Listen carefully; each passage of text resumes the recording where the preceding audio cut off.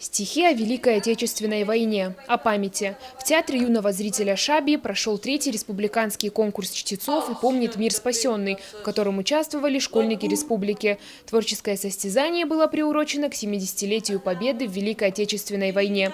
Конкурсанты соревновались в 3 категориях – младшая возрастная группа, средняя и старшая. Номинаций всего 2 – лучшее исполнение на осетинском и на русском языках. В числе отобранных на конкурс произведений – лирика и проза деятелей осетинской и русской словесности. Об этом конкурсе я узнал от своих учителей. Они предложили мне принять участие, попробовать себя. Я не отказался, с удовольствием начал работать над собой, над своей речью, дикцией.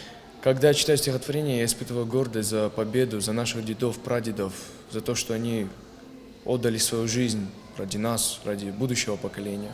Артистичность, мастерство и технику речи оценивали известные актеры и артисты республики. Все чтецы получили памятные призы, а обладатели гран-при конкурса – путевки в детские центры «Артек» и «Орленок».